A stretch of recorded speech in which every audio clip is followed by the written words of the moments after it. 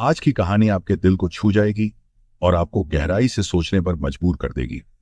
अक्सर हम अपनी नाराजगी या गुस्से में कुत्ते का नाम लेते हैं, जैसे उसकी कोई अहमियत नहीं। अगर किसी को अपमानित करना हो तो भी कुत्ते का नाम आ जाता है। लेकिन कभी सोचा है, कुत्ता जो हमारी वफादारी का प्रतीक है, उसे हम अपनी दुनिया के सबसे निचले पायदान पर क्यों रखते हैं? सोचिए, क्या यह सही है? वह चाहे कितना भी भूखा हो, दरवाजे पर दिन रात इंतजार करे, हम उसे कभी नजरअंदाज करने में संकोच नहीं करते। कभी सोचा है क्यों? आज मैं आपसे गुजारिश करता हूं, बस 5 मिनट का समय निकालिए, इस कहानी को अंत तक ध्यान से सुनिए, क्योंकि शायद आज आपकी सोच बदल जाए। शायद आज आपको दुनिया को देखने का एक नया नजरिया मिले। एक समय की बात है, एक छोटे से गांव में रमेश नाम का एक लड़का रहता था। उसके चेहरे पर हमेशा चिंता की लकीरें बनी रहती थीं, जैसे उसकी जिंदगी में कोई बड़ी उलझन हो। वह दिन रात बस यही सोचता रहता कि आखिर मेरे साथ ऐसा क्यों हो रहा है? क्या मैंने पिछले जन्म में कोई भयंकर पाप किया था, जिसकी सजा मुझे इस जन्म में मिल रही है?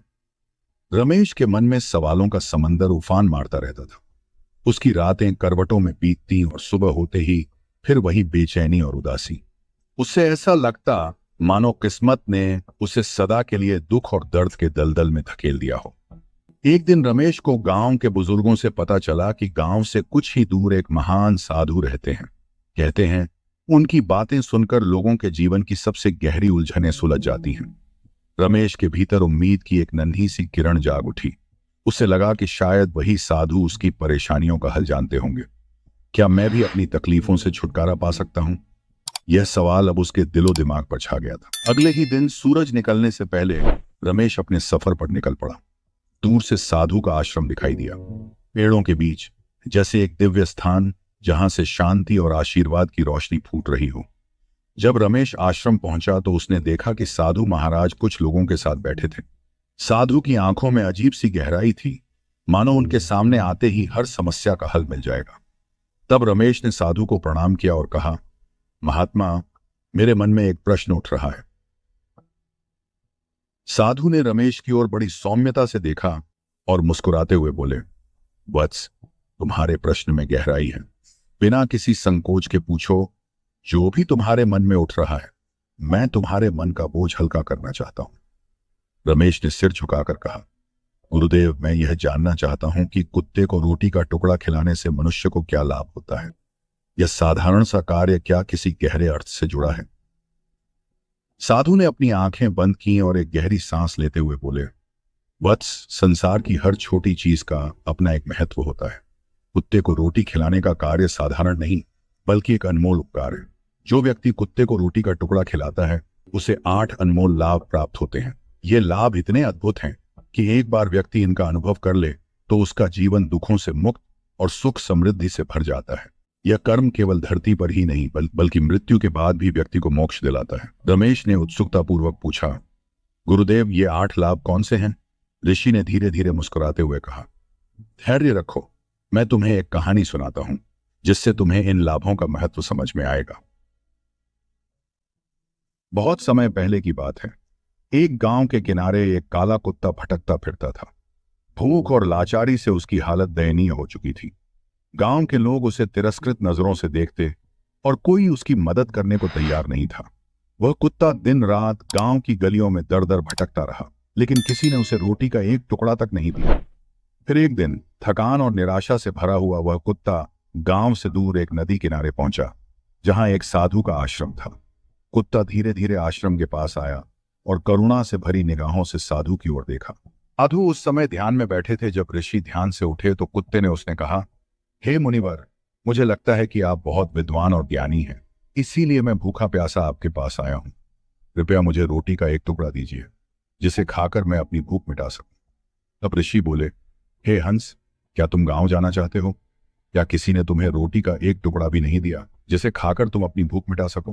कुत्ता उदास स्वर में ऋषि से कहता है, हे मुनिवर, मैं क्या कहूं? मेरी बात सुनकर शायद आप यकीन नहीं करेंगे।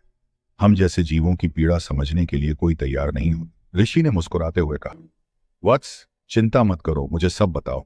तुम्हारी हर बात को मैं ध्यान से सुनूंगा। तुम्हें इस असहाय स्थिति में देखकर मेरा हृदय व्याकुल हो रहा है। कुत्ते ने एक गहरी सांस ली और अपनी दुख भरी दास्तान शुरू की। इस संसार में हम पर कोई दया नहीं करता। न हमारे पास कोई घर है, न आश्रय। हम रोटी के टुकड़े के लिए भटकते रहते हैं। हम कपड़े पहनना नहीं जानते। सर्दी, गर्मी, बारिश, हर मौसम में हम यूं ही घूमते रहते हैं। हमारी स्थिति किसी को दिखाई नहीं देती। हमें पढ़ना लिखना नहीं आता, ही कोई हमें सिखाने की कोशिश करता है। अनुशासन क्या होता है, हमें तो इसका भी ज्ञान नहीं। कुत्ता फिर कहने लगा, भगवान ने हमें यह जीवन दिया, लेकिन दुखों का ऐसा बोझ भी डाल दिया कि हम किसी के सामने गिड़गिड़ाते फिरते हैं।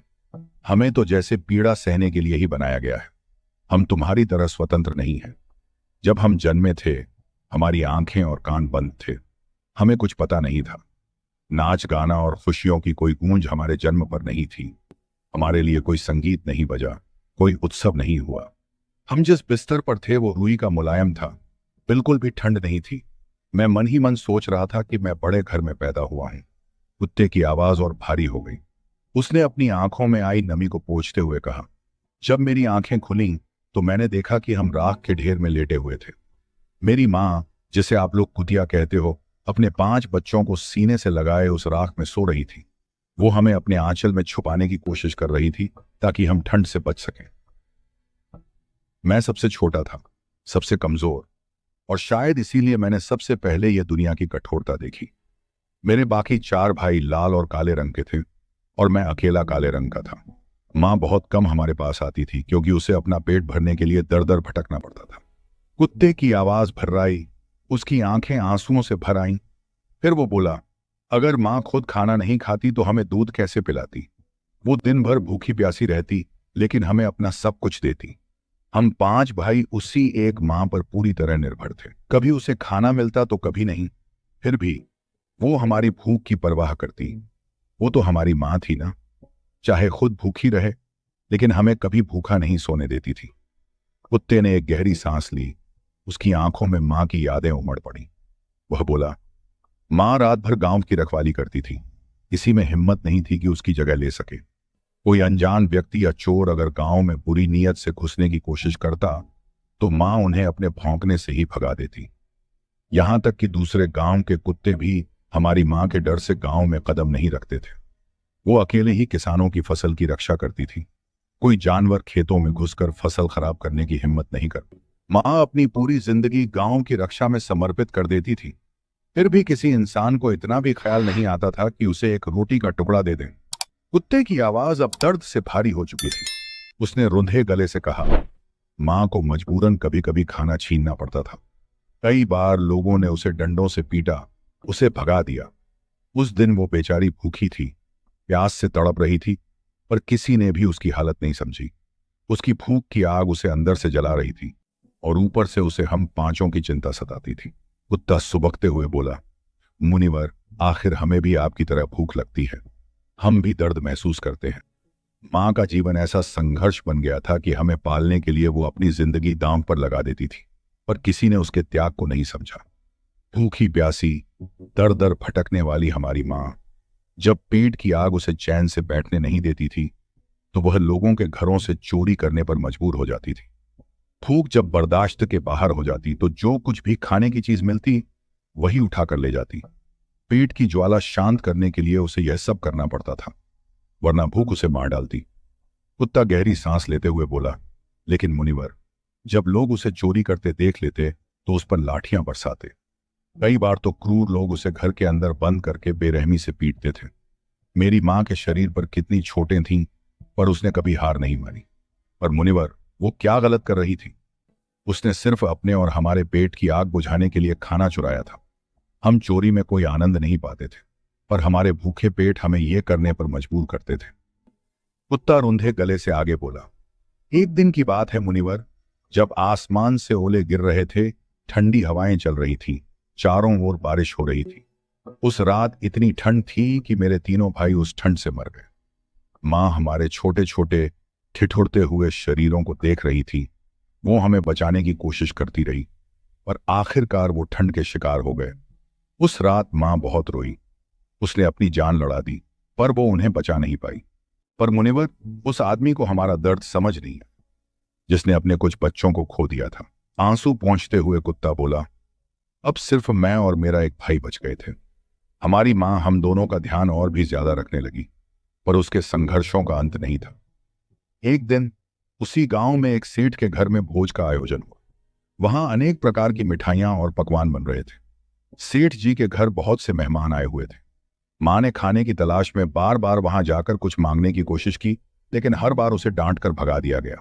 किसी ने उसकी भूख को समझा ही नहीं। मुनिवर, क्या एक रोटी देकर उनका क्या बिगड़ जाता? लेकिन किसी को दया नहीं आई।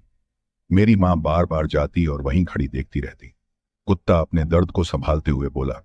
बस सेठ जी के आंगन में भोज शुरू हुआ। मेरी मां भूख से तड़प रही थी। उसे कुछ नहीं सूझ रहा था। तभी जैसे ही भोजन परोसने वाला व्यक्ति किसी काम से अंदर गया, मां चुपचाप वहां रखी रोटी लेने चली गई। पर तभी किसी ने उसे देख लिया। चारों ओर से लोग चिल्लाने लगे। मां घबरा गई। वह वहां से भागने की कोशिश करने लगी, पर उसे भागने का कोई रास्ता नहीं मिल रहा था। चारों ओर लोग लाठी लेकर उसकी ओर दौड़ रहे थे। कुत्ता अब अपनी मां की मौत के खौफनाक पल याद करके कांपते हुए बोला। मां ने वहां बैठे लोगों के बीच से भागने की कोशिश की, लेकिन उसे समझ नहीं आ रहा था कि किस तरफ जाए। लाठियों की आवाज और चीखों से डरकर वह और तेज भागने लगी। मां के लिए वो पल मौत से भी बदतर थे। उसकी आंखों में मौत का खौफ था। वो भागती रही, पर वो लोग उसे चारों ओर से घेर रहे थे। मुनिवर, उस दिन मेरी मां की आंखों में जो डर था, वो आज तक मेरी आंखों से नहीं गया। कुत्ते ने कहा। हे मुनिवर, मेरी मां को उनके बाहर निकलने पर उतना आश्चर्य नहीं हुआ जितना वहां खाना खा रहे लोगों को देखकर हुआ। वे सभी खड़े हो गए। उन्होंने खाना बंद कर दिया और कहने लगे कि कुतिया के लंबे समय तक रहने के कारण भोजन खराब हो गया है। सभी एक दूसरे से चर्चा कर रहे थे कि अब क्या किया जाना चाहिए। भोजन सब खराब हो गया है। तभी सेठ जी फूट फूट कर रोने लगे। लोग यह भी कह रहे थे कि कुतिया के लंबे समय तक रहने के कारण भोजन खराब कैसे हो गया है। उसने किसी भी भोजन को अपने मुंह में नहीं डाला है। कुत्ते को भी तो घर के अंदर ही खिलाते और सुलाते हैं, तो इसमें कोई बुराई नहीं है। लेकिन कुछ बड़े घरों के लोग इस बात पर अड़ गए कि खाना खराब हो चुका है और अब इसे खाने लायक नहीं है। वो कहते रहे कि भले ही कुत्ते को अंदर खाना खिलाते हो, लेकिन यहां इतने लोगों के बीच ये अस्वीकार्य है। आखिरकार उनकी बात मानी गई और पूरा भोज वहीं समाप्त कर दिया गया। कुत्ते ने गहरी सांस लेते हुए कहा, उस दिन सारा खाना गरीबों में बांट दिया गया। मां ने पहली बार अपने जीवन में इतना भरपेट खाना खाया। उसके चेहरे पर पहली बार एक सच्ची खुशी दिखी। वो खाना खाकर थकान मिटाने के लिए वहीं आंगन में आराम से लेट। शायद उसने पहली बार जीवन में चैन की नींद सोने की कोशिश की। लेकिन मुनिवर, उसकी यह खुशी बहुत छोटी थी। थोड़ी ही देर बाद सेठ जी एक डंडा लेकर आ गए। उन्होंने बिना कुछ सोचे समझे मेरी मां को बेरहमी से पीटना शुरू कर दिया। वो उसे वहां से भगाने लगे और डंडों की बेतहाशा चोटों से मां की दर्द भरी चीखें पूरे गांव में गूंजने लगीं। मुनिवर, उसकी वो चीखें इतनी दर्दनाक थीं कि अगर पत्थर भी सुन लेते तो पिघल जाते। लेकिन सेठ जी का दिल पत्थर से भी सख्त निकला। उन्होंने अपनी क्रूरता जारी रखी। कुत्ता अपनी मां की पीड़ा को याद करते हुए बोला। मां की दर्दनाक चीखें पूरे गांव में फैल गईं। कुछ लोग दौड़ते हुए वहां आए। उन्होंने सेठ जी से कहा, सेठ जी, उसे छोड़ दो। वो एक जानवर है। वो अपनी भूख के आगे मजबूर है। भूख से तो इंसान भी अपनी अक्ल खो देता है, फिर वो तो बेजुबान जानवर है। अब उसे मारकर क्या मिलेगा? जो होना था वो हो गया। उसे माफ कर दो। कुत्ते ने गहरी सांस लेते हुए ऋषि से कहा, हे मुनिवर, उस दिन मेरी मां बहुत दर्द में हमारे पास आई थी। उसके शरीर पर डंडों की मार के निशान थे और उसकी आंखों में आंसू थे।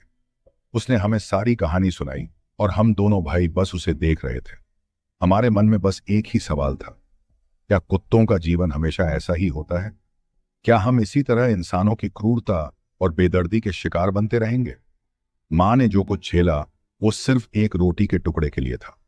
हम सोच रहे थे कि एक आदमी जिसके पास सब कुछ होता है, वो भी इतनी छोटी सी बात पर हमें मारने से क्यों नहीं चूकता?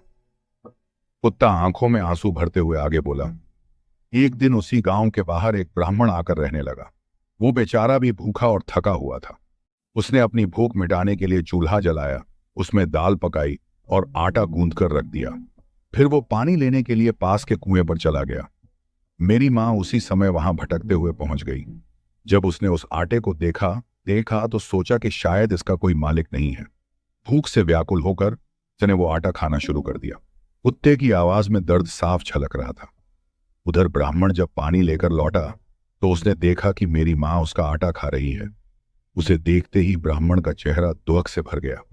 वो बेचारा भी 2 दिन से भूखा था और थका हुआ था। वो रोने लगा क्योंकि उसकी मेहनत और भूख का इकलौता साधन वो आटा था। गांव के कुछ लोगों ने उससे कहा, ब्राह्मण देवता, इस कुतिया ने तो आपका आटा भी बर्बाद कर दिया है। ये वही है जिसने सेठ जी की पूरी रसोई बर्बाद की थी। ब्राह्मण की आंखों में दुख के साथ साथ गुस्सा भी भराया। उसने कुछ सोचे बिना ही मां पर डंडे से हमला किया। कुत्ते ने अपनी मां की हालत याद करते हुए कहा, मुनिवर, मेरी मां उस आटे को ढंग से खा भी नहीं पाई थी। उससे पहले ही उसे डंडों से पीट पीट कर भगा दिया गया। वो कई महीनों तक इधर उधर भटकती रही, भूखी प्यासी। तब मुझे समझ आया कि इंसान कितना स्वार्थी होता है। अगर हम उसका काम भी करते हैं तो भी वो हमें अपनाने के लिए तैयार नहीं होता। इंसान सिर्फ अपने स्वार्थ में अंधा हो गया है। कुत्ते की आवाज में आक्रोश और पीड़ा थी। हे मुनिवर, हम कुत्ते उन्हीं मतलबी लोगों के साथ क्यों रहें जो हमें तिरस्कार और तकलीफ देते हैं? जो लोग हमें प्यार से रोटी देते हैं, उनकी हम रात दिन रखवाली करते हैं। हम उनके घर, खेत और परिवार की सुरक्षा करते हैं। फिर भी इंसान हमारी अहमियत नहीं समझता। हम सिर्फ उनकी नजरों में जानवर हैं, लेकिन हमारी वफादारी और सेवाओं का मूल्य कोई नहीं जानता। साधु ने उसकी पीड़ा सुनी और बोले, वत्स, तुम्हारी पीड़ा केवल तुम्हारी नहीं है। यह संसार की एक बड़ी सच्चाई है कि जो कमजोर और निस्वार्थ है उसे लोग तिरस्कार से देखते हैं। लेकिन इंसान अगर यह समझ जाए कि तुम्हें रोटी खिलाने के क्या फायदे होते हैं तो शायद वे ऐसा ना करें। साधु ने करुणा भरे दिल से कुत्ते को रोटी का एक टुकड़ा दिया। कुत्ता, जो भूख से तड़प रहा था, रोटी के टुकड़े को देखकर भावुक हो गया। उसकी आंखों में आंसू थे, मगर इस बार वे आंसू पीड़ा के नहीं बल्कि राहत और कृतज्ञता के थे। उसने रोटी खाई और साधु के चरणों में गिर पड़ा। साधु मुस्कुराए और बोले, वत्स, यह सिर्फ एक टुकड़ा रोटी नहीं है, यह प्रेम और दया का प्रतीक है। जैसे ही यह दृश्य गांव वालों ने देखा, उनमें से कुछ लोग धीरे धीरे साधु के पास आए। उनमें से एक आदमी ने कहा, हे साधु महाराज, आप इन कुत्तों के प्रति इतना दयालु क्यों हैं? ये कुत्ते बड़े ही पापी और दुष्ट हैं। कुछ दिनों पहले ही इन्होंने सेठ के भोज को बर्बाद कर दिया था, और यह यहीं नहीं रुके। इन्होंने एक साधु के लिए बनाए गए भोजन को भी झूठा कर दिया। ऐसे दुष्ट कुत्तों को अपने पास क्यों रखते हैं? साधु ने उसकी बातें सुनकर गंभीरता से मुस्कुराया। उन्होंने उस व्यक्ति की आंखों में देखा और बोले, तुम्हारी बात सही है, लेकिन तुम यह नहीं समझते कि इन कुत्तों की इस दुर्दशा के पीछे कारण क्या है। भूख एक ऐसी चीज है जो किसी को भी राक्षस बना सकती है, चाहे वह इंसान हो या जानवर। तुमने इन्हें भूखा छोड़ दिया और अब इन्हें दुष्ट कहते हो। गांव वालों ने आपस में कुछ बातें की, लेकिन कोई उत्तर नहीं दे पाया।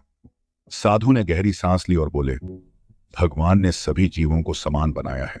इंसान, जो सबसे बुद्धिमान है, उसका कर्तव्य है कि वह अपने से कमजोर प्राणियों की सहायता करे।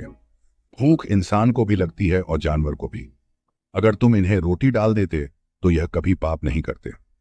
साधु ने तब एक गहरी और रहस्यमयी बात कही।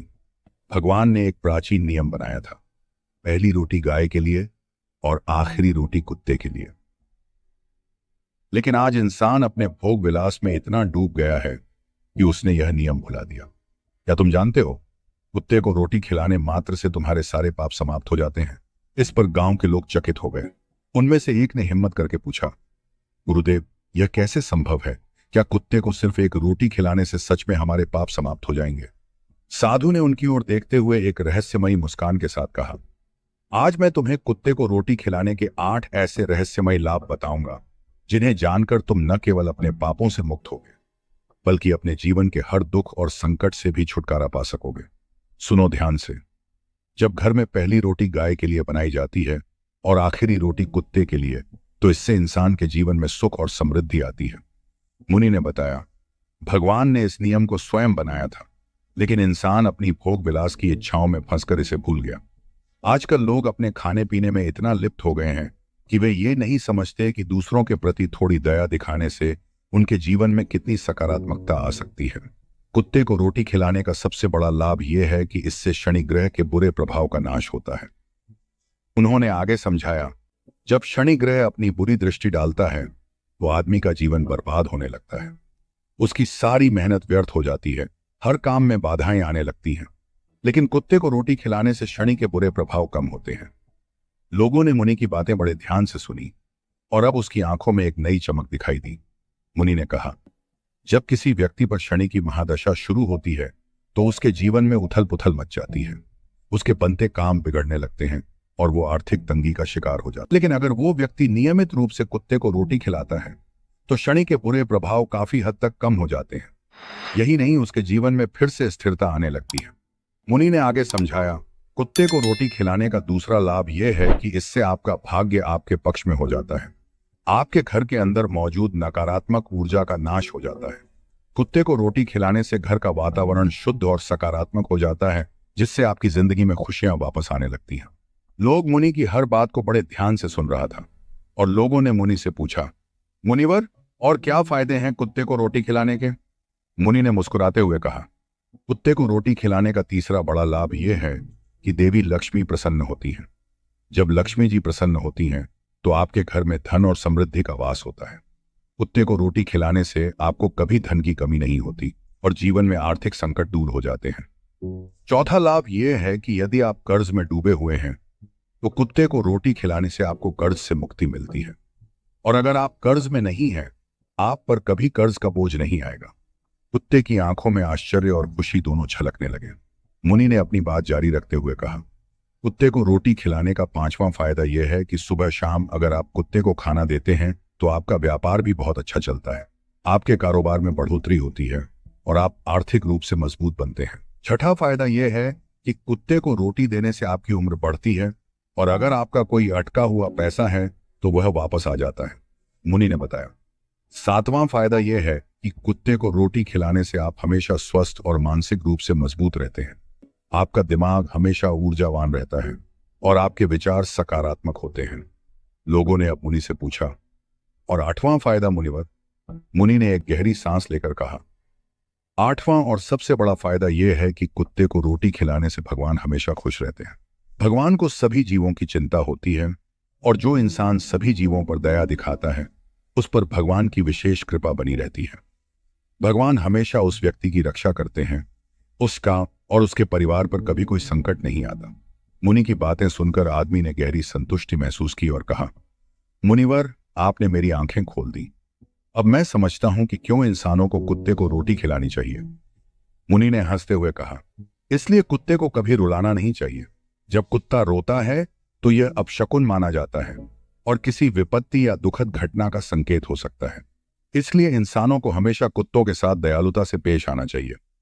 ऋषि की बातें सुनकर वहां मौजूद रमेश के मन में एक नई चेतना जागी।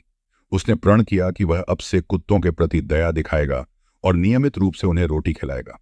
दोस्तों, इस कहानी से हमने सीखा कि कुत्तों को रोटी खिलाने के क्या क्या फायदे होते हैं। यदि आपको यह कहानी पसंद आई हो तो इसे अपने दोस्तों के साथ जरूर शेयर करें और जो लोग कुत्तों के प्रति क्रूरता दिखाते हैं उन्हें यह वीडियो भेजें ताकि वे भी जानवरों के प्रति दया का भाव रखें। दोस्तों, मिलते हैं अगले वीडियो में। धन्यवाद।